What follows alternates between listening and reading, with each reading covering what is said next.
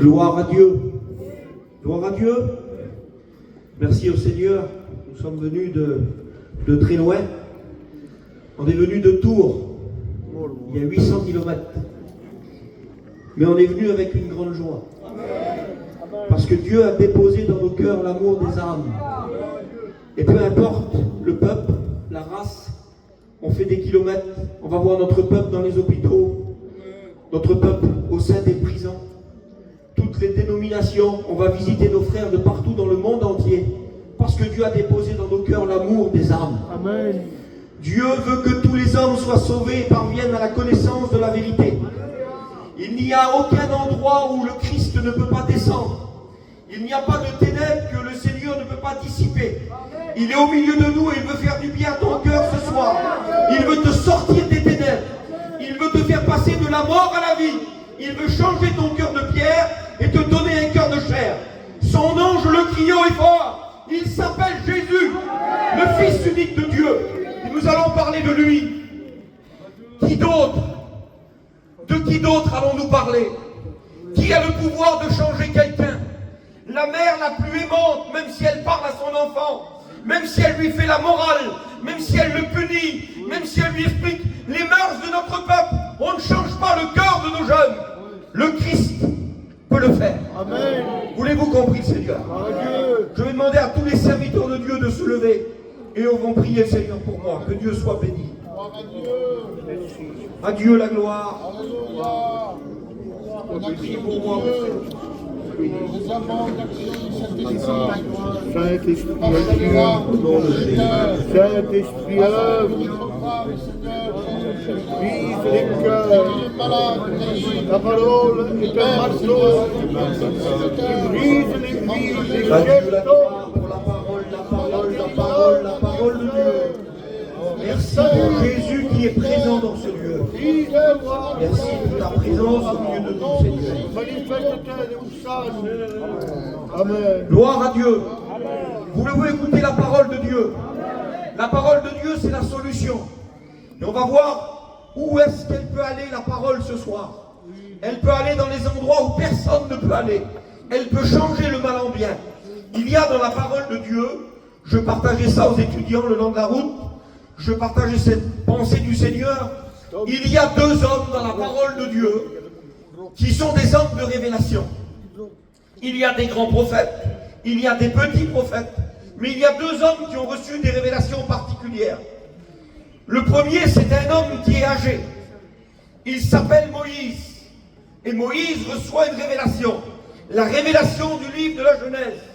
C'est lui qui reçoit par révélation comment Adam et Ève ont été créés. C'est lui qui reçoit tout le livre de la Genèse. C'est par révélation qu'il reçoit la parole de Dieu. C'est un homme qui est âgé, mais il reçoit une révélation de Dieu qui va écrire. Le deuxième personnage, il s'appelle Jean. C'est pas un vieux. C'est un des plus jeunes disciples, mais quand il va vieillir, quand il commence à vieillir, il reçoit aussi la révélation. Mais pas la révélation de ce que Dieu a fait, la révélation de ce que Dieu va faire. Amen. Le livre de l'Apocalypse. Amen. Et les deux ont écrit des passages de la parole de Dieu qui sont merveilleux. Moïse, quand il commence à écrire le premier livre qu'il a écrit, il commence comme ça.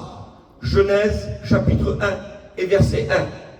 Au commencement, Dieu. Au commencement, Dieu. L'Ancien commence par Dieu. Si tu veux commencer par autre chose que Dieu, tu vas échouer. Pour que ça dure, pour que ce soit solide, pour que ça traverse les temps, pour que tu sois bâti sur le fondement qu'on appelle le Christ, il faut commencer par Dieu. Tous ceux qui ont commencé par la morale, tous ceux qui ont dit j'essayerai par mes propres forces, tous ceux qui ont fait des promesses à leurs compagnes, à leurs enfants, ont échoué. Mais ceux qui ont compté sur Dieu, ils sont encore là aujourd'hui. Et ils resteront jusqu'à la fin. Au commencement, Dieu. Il faut commencer par Dieu. Parce que Dieu, tu crois que c'est pour les autres, mais Dieu, c'est pour toi. Jésus t'aime. C'est le plus beau message que tu pourras entendre. Jésus t'aime ce soir. Amen. Même que tu es le pire des pires, Jésus t'aime ce soir. Il est mort pour te sauver. Le plus jeune, qu'on appelle Jean, va écrire l'évangile de Jean. Et voilà ce qu'il va écrire. Je suis obligé de lire la parole de Dieu. C'est pas facile, mes frères, mais je vais essayer. Voilà ce qu'il écrit, lui. Moïse, quand il lit Genèse 1, chapitre 1 et verset 1, il dit au commencement Dieu. Et voilà ce que Jean va dire. Au commencement était la parole. La parole était avec Dieu. La parole était Dieu. Elle était au commencement avec Dieu. Toutes choses ont été faites par elle. Et rien de ce qui a été fait n'a été fait sans elle. En elle est la vie. Et la vie était la lumière des hommes. La lumière, lui, dans les ténèbres, et les ténèbres ne l'ont point reçue. Au commencement, Dieu, et Jean lui dit, au commencement, la parole. Le commencement de la conversion commence par la parole. Amen. Il n'y a pas d'autre moyen pour se convertir que la parole. La Bible dit dans le livre des Corinthiens, c'est Paul qui nous donne ce conseil. Il dit, écoutez, vous êtes des prédicateurs, vous allez prêcher à toutes sortes de peuples. Et voilà le temps qui nous fait gagner l'apôtre Paul. Il dit, au milieu de votre auditoire, les Juifs demandent des miracles. Il y en a plein qui cherchent des miracles. Il y en a beaucoup qui ont vécu des miracles. Mais le cœur n'a pas été changé. Ils n'ont pas été plus loin avec Dieu. Et Paul continue. Il dit, il y en a qui demandent des miracles. D'autres cherchent la sagesse. Ils veulent la compréhension des Écritures. Ils veulent faire grossir leur connaissance. Mais le cœur n'est pas changé. L'apôtre Paul nous dit qu'il faut prêcher pour que le cœur soit changé. Il dit, nous prêchons Christ crucifié. Scandale pour les païens, folie pour les autres, mais puissance de Dieu pour nous qui croyons. Le seul message qui change un homme, c'est le message de la prédication de la croix. La parole de Dieu. Il n'y a rien de plus puissant que la parole de Dieu. Elle entre dans toutes les familles, la parole de Dieu. Elle touche le cœur le plus dur, la parole de Dieu. La parole de Dieu accompagnée du Saint-Esprit, elle bouleverse des familles entières. Elle change le cœur. Elle délivre de la drogue, la parole de Dieu. Elle délivre ceux qui sont possédés, la parole de Dieu. Elle sauve le perdu. Elle donne de l'espérance à ceux qui pleurent au milieu de nous, la parole de Dieu. C'est sa parole. Il n'y a rien de plus important que la parole de Dieu. Je ne sais pas si vous êtes riche, je ne sais pas si vous êtes pauvre, mais il y a sur la terre un trésor qu'on appelle la parole de Dieu. Celui qui la possède est riche. La parole de Dieu. Il n'y a rien de plus grand que la parole de Dieu. Dans le livre de la parole de Dieu, écoutez, je vous explique ça. Ce n'est pas de la connaissance, mais c'est de l'histoire. Il y a dans la Bible 66 livres, 40 auteurs différents. Elle a été écrite sur une période de 1600 ans. Certains ne se sont jamais croisés, jamais connus. Mais la Bible dit que toute écriture est inspirée de Dieu.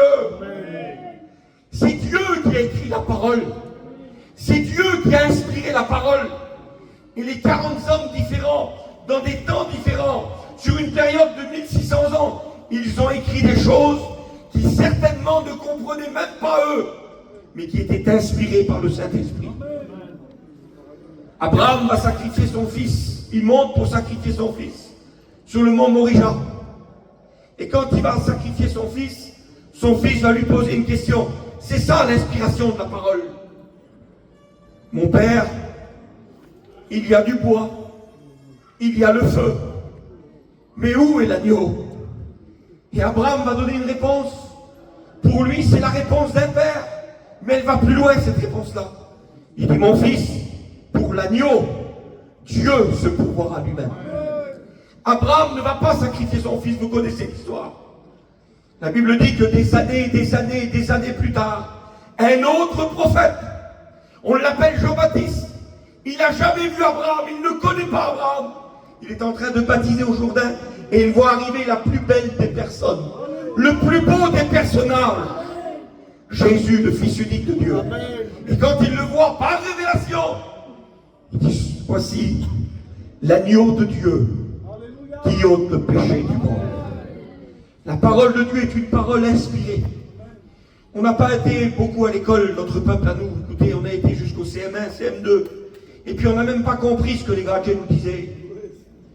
Et puis il y avait un jour que je ne supportais pas, moi, à l'école. C'était le jour de la dictée. Le jour de la dictée, c'était des angoisses pour nous. On avait une feuille blanche, un stylo, et le maître passait dans la classe. Et il disait les mots bien forts, bien lents, pour qu'on les comprenne. Et nous, il fallait qu'on transmette avec l'écrit ce que le maître disait. Les 40 auteurs de la parole de Dieu ont été à la dictée de Dieu. Et ils ont écrit parfaitement tout ce que Dieu leur avait dit d'écrire. Il y a le passage le plus long dans la parole de Dieu. Les serviteurs de Dieu savent de quoi je vais parler. La portion des Écritures la plus longue, c'est le psaume 119. C'est curieux, le psaume 119 est le passage le plus long des Écritures. Pourquoi le psaume 119 est-il le plus long des Écritures? C'est un psaume qui a été écrit pour l'amour de la parole de Dieu. C'est comme si Dieu était en train de dire, écoutez, il n'y aura pas plus grand, il n'y aura pas plus profond, il n'y aura pas plus puissant que les Écritures de la parole de Dieu. Et nous prêchons la parole de Dieu dans toute la vérité. J'étais en prison l'année dernière. J'ai été prêché dans la plus grande prison d'Europe, Fleury-Mérogis. Et quand on est entré pour faire cette réunion, j'avais peur, parce que je passais des portes. Les gardiens ouvraient des portes, on passait, ils nous enfermaient. Et on a fait la réunion dans un sous-sol. On était en prison, les murs étaient épais. On est descendu dans le sous-sol de la prison. Et quand on a ouvert la parole de Dieu, je voudrais vous dire que le Saint-Esprit est descendu. Parce qu'il n'y a pas de prison ni de mur trop épais pour que la parole n'agisse pas. Il agit partout. C'est la puissance de sa parole. Le psaume 119 a été écrit par un homme, certainement David. Et c'était un homme de profondeur. Parce que lorsqu'on connaît la parole de Dieu, on n'est pas des hommes superficiels. On est des hommes de profondeur. Et au psaume 119, au verset 28, quand il s'examine, cet homme-là, il ne s'examine pas de l'extérieur. Vous savez, notre peuple s'examine toujours de l'extérieur. Quand on fait un petit bilan de nos vies, on calcule ce qu'on a sur le compte, on regarde si les enfants sont en bonne santé, on regarde si la maison elle est encore correcte, et puis on se dit, ça va, on est bien. Pas l'homme du psaume 119. L'homme du psaume 119, quand il s'examine, il rentre dans son âme. J'aimerais vous dire que votre extérieur n'a pas besoin de Dieu. C'est votre âme qui a besoin de Dieu. Le corps nous parle toute la journée. Toute la journée, notre corps nous parle. Et vous allez être d'accord avec ce que je vous dis. Le corps, quand il a soif, il vous le fait ressentir. On a des capteurs sur la langue, pardonnez-moi des mots que j'emploie. Mais on sait quand on a soif. Alors on prend la bouteille d'eau, on l'ouvre, on boit. Le corps nous a commandé parce qu'il avait soif. Le corps a chaud, il nous demande d'allumer la clim. Le corps est fatigué, il nous demande de s'allonger. Le corps nous demande toutes sortes de choses. Mais l'âme, jamais il parle. Ce soir, il faut que tu fasses parler ton âme. Et que tu entres dans ton âme. Et que tu demandes ce que ton âme a besoin. Et lui, il ne va pas te demander un peu d'eau. Il ne va pas te demander un peu de chaleur ou un peu de fraîcheur. Il ne va pas te demander du repos. S'il te parle ton âme, il te dira, tu me laisses ta parole, oui. Qu'est-ce que tu veux, mon âme? Je veux Dieu. Je veux Dieu. Je veux Dieu. Ton âme réclame Dieu. Et l'homme du psaume 119, il rentre dans son âme. Quel examen profond. Et quand il rentre dans son âme, c'est comme s'il visitait une maison. Il fait l'état des lieux de son âme. Il essaye de savoir ce qui s'y passe dans son âme. Et puis il remonte à la surface. Et quand on remonte à la surface, qu'on a fait l'examen de nos cœurs, de notre âme, il faut parler à celui qui a créé l'âme. Et il va parler à Dieu. Amen. Il va dire, voilà, j'ai descendu dans mon âme. Et tu sais ce que j'y ai trouvé? Mon âme pleure de chagrin. C'est pas possible. Ton âme peut pleurer? Lisons la parole de Dieu ce soir. L'âme peut avoir faim. L'âme peut avoir soif. L'âme peut être dans l'amertume. L'âme peut vivre des injustices. L'âme, elle vit ses coups aussi de la vie, mais on ne le laisse jamais parler. Le seul qui peut réparer l'âme, il s'appelle Jésus. Il est le réparateur des brèches. Il dit, mon âme pleure de chagrin. Vous savez que notre peuple fait beaucoup d'erreurs.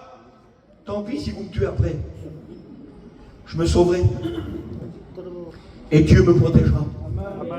Vous le croyez ça? Mais nous, quand on n'est pas bien, on essaye de combler le corps. On essaye de nourrir le corps pour que l'âme se sente mieux. Notre peuple a changé. Vous ne trouvez pas que notre peuple a changé? Il y a des choses qui se passent au milieu de nous qu'il y a 10 ans, on n'osait même pas les nommer. C'est l'âme qui réclame. Et nous, on n'a pas l'intelligence de comprendre que l'âme, il veut que Dieu. Alors nos jeunes, ils font des erreurs. Ils vont chercher dans le monde ce qu'ils pensent qu'ils peuvent combler l'âme. Ils vont chercher dans les rues ce qu'ils pensent qu'ils peuvent combler l'âme. Ils mettent dans leur bouche ce qu'ils pensent qu'ils peuvent combler l'âme. Ils vont dans les sorties pensant qu'ils vont combler leur âme. Nos jeunes foyers font des voyages. On est devenus étranges. On est devenus étranges. On part en vacances. Pas de vacances chez nous. Il n'y avait pas de vacances chez les anciens. Les vacances, c'était d'avoir les enfants autour d'eux. On n'avait pas beaucoup d'argent avant. L'argent est rentré chez nous, elle a fait beaucoup de dégâts. J'ai mes oncles, moi c'est des anciens de la mission, vous les connaissez. Michel Callot, l'enseignant. Georges Delure. J'étais encore tout à l'heure au téléphone avec le fils à Jacob. On a côtoyé ces hommes-là, on a vécu avec ces hommes-là. On a grandi au pied de ces hommes-là. Et puis on a des multitudes de vidéos avec eux sur les places. Vous savez pas, vous vivez en maison, mais nous on vit dans les campings. Et je regardais une cassette vidéo de 1994.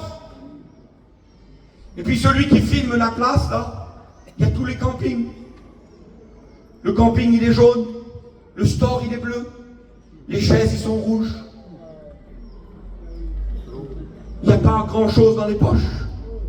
Mais sur tous les visages, il y a de la joie qu'on trouve aujourd'hui.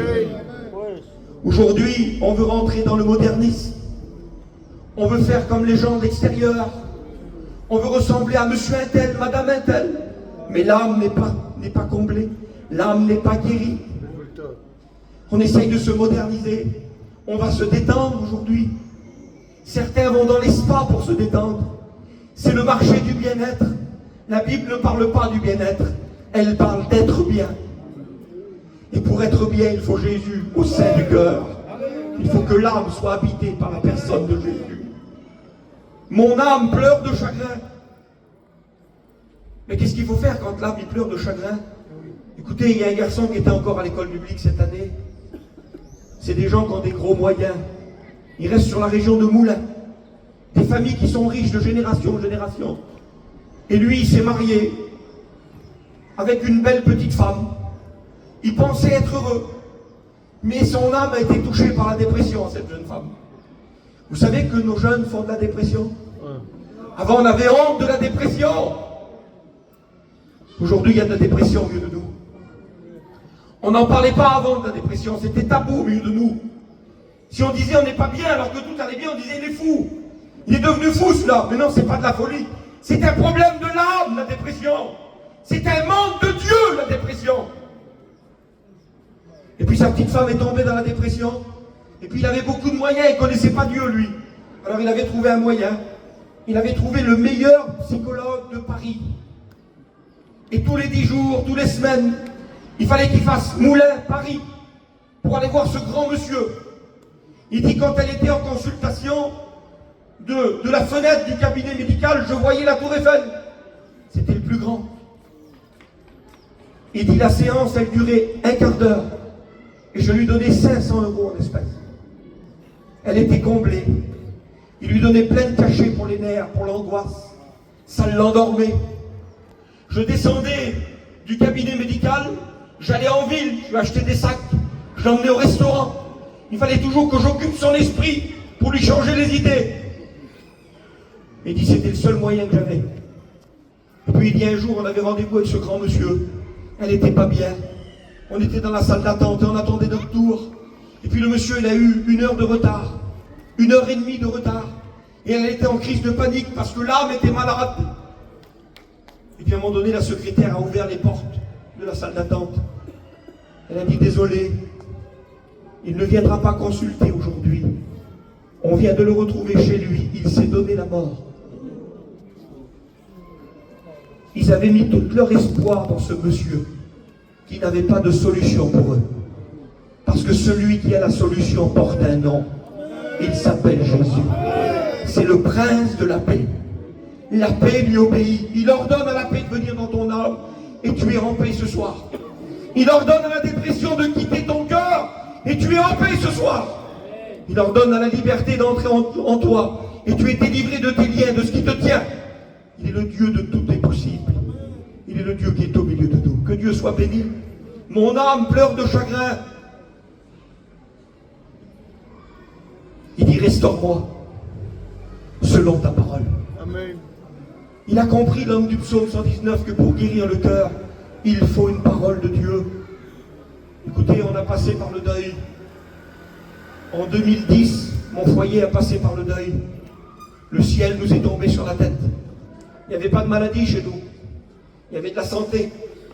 Et puis d'une heure à une autre, on est tombé dans le deuil. Ça fait mal. On ne comprend pas. J'avais ma femme qui était toute jeune à côté de moi. J'ai resté 5 mois sans quitter ma femme. J'ai pu aller travailler. J'allais plus avec mes copains. J'étais constamment à côté d'elle. J'essayais de lui apporter un mot. Mais rien n'y faisait. C'est pas la compagnie qui répare un cœur. C'est pas les amis qui réparent un cœur. Pardonnez-moi, on est solidaires, nous. Le peuple gitan, on est solidaire. C'est pas la famille qui répare un cœur. Et pendant 5 mois, ma femme pleurait. Je pleurais également. Et puis un jour, je suis sorti de ma caravane. Et puis je suis revenu. Elle était assise sur le coussin. Et elle pleurait. Mais c'était plus les mêmes larmes. C'était plus des larmes de deuil. C'était plus des larmes de souffrance. C'était des larmes d'espérance. Des larmes de joie, des larmes de consolation. Et quand je l'ai regardée, j'ai dit, Fidji, qu'est-ce qui s'est passé? Elle me répondait toujours le même mot. Elle répétait cette phrase-là. C'est sa parole. C'est sa parole. C'est sa parole. C'est sa parole. Moi, je pensais que c'était un grand pasteur qui était venu la voir. Non, pas de grand pasteur. Une chorale qui avait chanté. Non, pas de chorale. Elle a lu un seul verset. Amen. Qui se trouve dans l'Épître aux Romains au chapitre 8. J'estime que les souffrances du temps présent ne sont rien comparées à la gloire qui nous est réservée. Et cette parole-là est rentrée dans son cœur. Vous savez ce qu'elle a fait, cette parole-là? Elle a été un pansement sur son âme. Un baume d'espérance. Pour rentrer chez moi dans ma caravane, c'était en 2010. On est en 2026. Le verset est toujours affiché. La parole a été victorieuse sur le deuil, sur la séparation. Christ nous donne de l'espérance. L'homme du psaume 119, je vais citer quelques versets, après je vais terminer. Il avait compris. Et il va écrire dans le psaume 119, au verset 72, il va écrire ces mots-là. Il va dire, mieux vaut pour moi, une comparaison. Il va comparaître. Alors moi, écoutez, je ne suis peut-être pas un catalan, mais je suis un voyageur comme vous. Alors je prêche comme un voyageur. Vous voulez que je prêche en voyageur? Il a évalué les choses. Il a pesé le pour et le contre. Et il a déclaré ça, l'homme du psaume 119. Il a dit, mieux vaut pour moi ta parole Amen. que 1000 objets d'or et d'argent. Gloire à Dieu. Il est fou, cet homme-là. Il a tombé sur la tête. Notre peuple court après l'or, après l'argent. T'imagines 1000 objets d'or et d'argent contre une Bible, contre la parole de Dieu. Écoutez, c'est plus qu'une Bible. Apocalypse dit que son nom à lui, c'est la parole de Dieu. Ne troquez pas Jésus pour de l'argent. Ne tombez pas dans le piège de l'argent et ne reniez pas le Seigneur. Faites attention, le plus grand trésor, vous le possédez. C'est Christ en vous, l'espérance de la gloire. Bientôt on part, frères et sœurs. Bientôt nous allons vivre notre enlèvement. Nous allons partir à la rencontre du Seigneur dans les airs. Ne troquons pas notre richesse spirituelle contre les choses de la terre qui vont périr. Mieux vaut pour moi 1000 objets d'or et d'argent. Mieux vaut pour moi ta parole que 1000 objets d'or et d'argent. Il va dire un peu plus loin, écoutez ce qu'il va dire. Il va dire, je me réjouis de ta parole comme si je possédais tous les trésors de la terre. Il est fou cet homme-là. Non, il n'est pas fou. Il a compris que tout passera, frères et sœurs. Vous savez que tout va passer. Les royaumes, les trônes, les couronnes, les diamants, les diadèmes, l'argent, les maisons, les propriétés, les noms, les gloires, les renommées vont passer. Mais Jésus a déclaré, une seule chose ne passera pas. Ma parole. Amen. À quoi veux-tu t'attacher ce soir?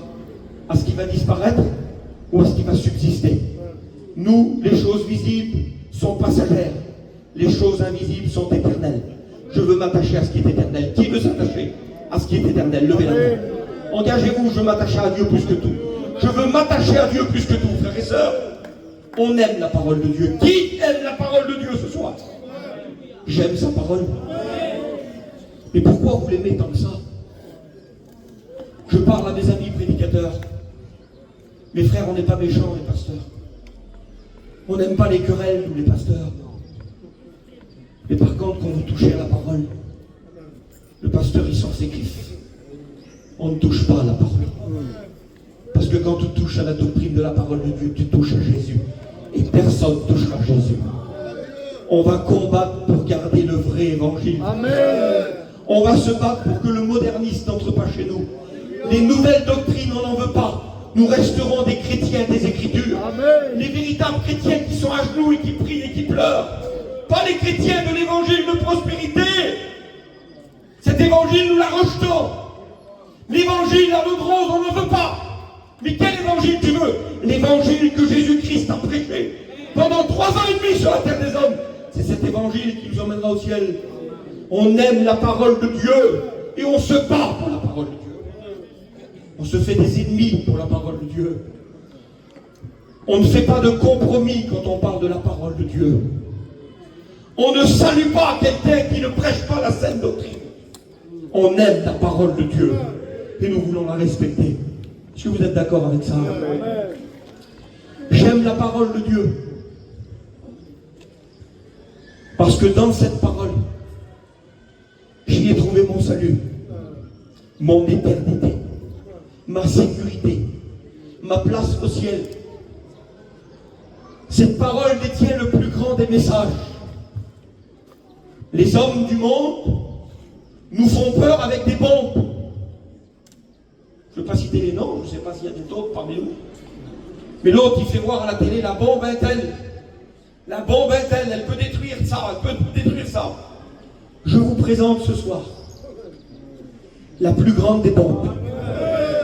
La bombe qui a fait de toutes les nations des disciples. La bombe partout où vous passez, elle dérive de la drogue, de l'alcool. L'homme qui est méchant devient gentil. Le tricheur devient honnête. Mais qu'est-ce qu'il a fait? Qui lui a parlé? Quel prédicateur lui a parlé? Peu importe le prédicateur, il a été au contact de la bombe qui s'appelle la parole de Dieu.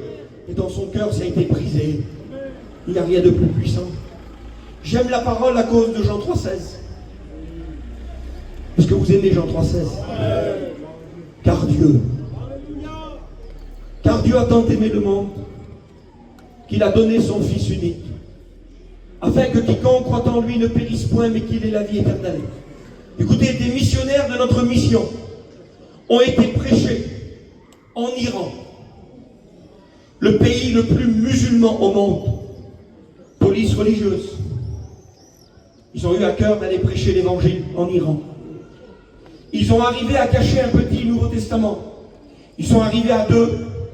Et quand l'avion a atterri à Téhéran, la capitale, ils ont descendu dans l'aéroport et ils ont vu que c'était écrit dans l'aéroport: Dieu est grand et il n'a pas de fils. Ça voulait dire ce que ça veut dire. Ça voulait dire ici, Jésus, il n'existe pas. Ici, Dieu n'a pas de fils. Et puis ils ont sillonné les rues à Téhéran et ils ont trouvé des tziganes comme nous, des gitans comme nous. Ils se sont fait amis en quelques minutes Et puis l'ancien, il a dit, vu que vous êtes de notre peuple, mais de la France, venez chez nous. Vous allez manger chez nous et dormir chez nous. Et quand ils sont arrivés dans ces maisons, c'était des musulmans. Ils faisaient les 5 prières par jour. Et puis au bout de quelques jours, l'ancien, il avait l'œil, parce que nos anciens, ils ont l'œil.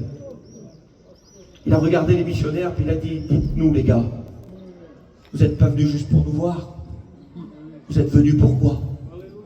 Et là, tout tremblant, au risque de leur vie, ils ont dit, on est venus pour vous parler qu'en France, on a trouvé la perle de grand prix. Il a dit quoi? On a trouvé Jésus. Alors l'ancien s'est révolté. Les jeunes se sont révoltés dans la maison. Mais il a dit, pour respect pour notre peuple, on va vous laisser nous parler de Jésus quelques minutes. Et après, vous repartirez en France. Et là, il y avait une trentaine de personnes. Il a ouvert le petit Nouveau Testament. Et il a lu Jean 3,16. L'interprète a interprété dans la langue du pays. Et puis, les missionnaires ont lu, car Dieu a tant aimé le monde, qu'il a donné son Fils unique, afin que quiconque croit en lui ne périsse point, mais qu'il ait la vie éternelle. Et quand il a fermé le petit Nouveau Testament, il a regardé. Sur les visages, des larmes coulaient.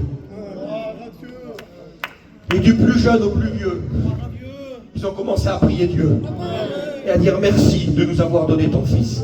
Parce que la parole et le Saint-Esprit convainquent le cœur de péché, de justice et de jugement.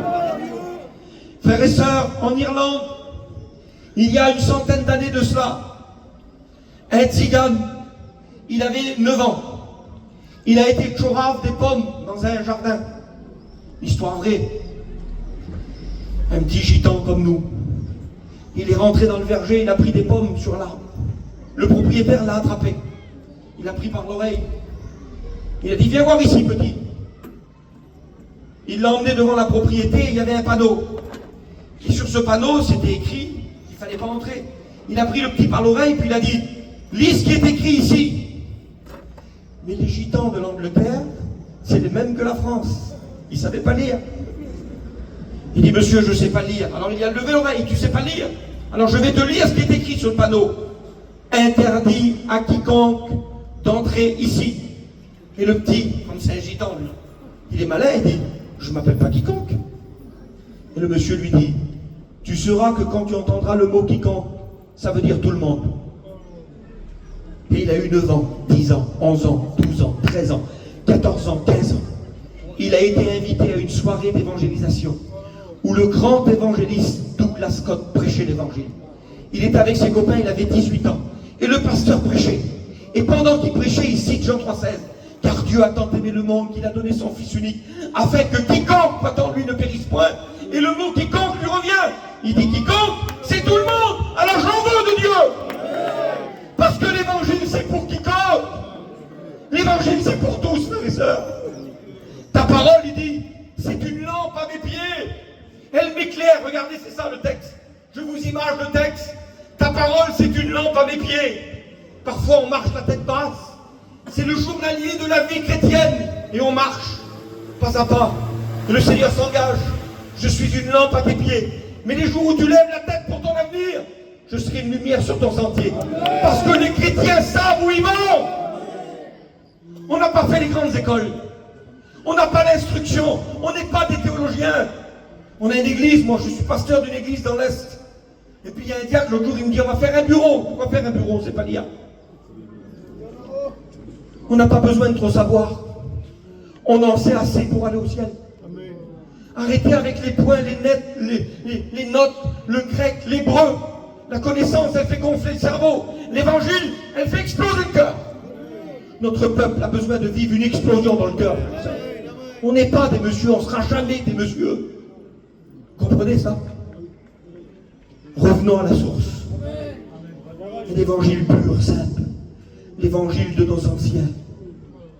Il y a 69 ans que ma famille appartient à Jésus. C'est ma grand-mère, la première. 69 ans de vie chrétienne. La mission à 74 ans. Chez nous, il faisait la fête. Mon père avait 4 mois. Il avait été brûlé au 3e degré sur les jambes. Et puis le pasteur Mans Duville, premier prédicateur de la mission, il s'est mis avec sa caravane au bout de la fête à Grenoble. Et mon papou, il a été vers ma mamie. Il a dit, écoute, là-bas, il y a une secte. Il y a un homme qui touche les malades et ils sont guéris. T'es interdit d'emmener le petit vers cet homme-là. Ils avaient peur avant les vieux. Et maman Mie, elle ne l'a pas écouté. Elle a pris mon père qui avait 4 mois, elle l'a emmené chez Mans Duville et lui a imposé les mains. Et mon père a commencé à pleurer, pleurer, pleurer, 1 jour, 2 jours, 3 jours. Et puis mon papou, il a dit, comment ça se fait qu'il pleure, le petit? Parce qu'il dit, il était soulagé de ses douleurs. Il a dit, voilà, je vais te le dire, tant pis, même si tu me tapes. J'ai été vers l'homme, il a prié pour lui. Alors il a dit, maintenant je vais aller trouver le pasteur. Et il a pris mon père de 4 mois et il a été vers Mans Duville. Il a dit, qu'est-ce que tu as fait à mon petit? Tu as posé les mains sur lui et maintenant il pleure, ça fait 4 jours. Et Mans Duville rempli de foi, pas de connaissance, mais de foi. Il a dit, enlève les bandages. Et quand ils ont enlevé les bandages, la peau était devenue saine. Ma famille est rentrée dans l'évangile comme ça. Maman Mie n'a jamais su lire la Bible. Maman Mie avait 69 ans de vie chrétienne. Elle n'a jamais lu un passage des Écritures. Elle ne connaissait pas. Elle ne savait pas. Mais par contre, elle priait des heures par jour. Et puis à la fin de sa vie, avec le respect que je dois à cette assemblée, elle a eu Alzheimer. Elle ne reconnaissait plus ses enfants. Elle ne reconnaissait plus son mari. Elle était là, elle avait perdu la tête. Et puis ma tante, qui n'est pas mariée, elle disait, mon fils, lis la Bible à la mamie. Alors je me mettais à côté d'elle et je lisais la Bible avec mes cousins. Mais on était un peu malfaisants, nous. Alors on lisait la Bible et parfois on disait, le Seigneur, il a dit comme ça et comme ça, dans toute son infirmité, sa maladie. Elle disait, non, il n'a pas dit ça. Je dis, comment tu le sais, mamie? Parce que je le connais. Et lui, il ne parle pas comme ça. Frères et sœurs, arrêtons avec la connaissance. Connaissons-le à lui. C'est lui qui nous faut dans notre âme. Notre âme a besoin de Dieu. Qui a besoin de Dieu ce soir? Qui a besoin de Dieu ce soir? Le plus beau message que nous avons trouvé, c'est dans la parole de Dieu. C'est un message de grâce. Il n'est pas pour les super spirituels. Il est pour le pécheur repentant. Et la clé de votre vie, de votre réussite, la clé de votre éternité se trouve dans la repentance, dans un cœur humilié et contrit. Qui veut s'approcher de Dieu ce soir? J'ai terminé ma prédication. Je fais un appel, mes frères, vous me le permettez, mes frères prédicateurs. Je fais cet appel au nom du Seigneur. Qui a besoin de Jésus dans son nom? Je vais vous demander de vous lever à votre place. Ceux qui ont besoin de Jésus ce soir, levez-vous, on va prier, Seigneur, pour vous. On ne parle pas de vous baptiser, on ne parle pas de tout ça. On vous parle de vivre une expérience avec le Christ. On a besoin de s'approcher de Dieu, frères et sœurs.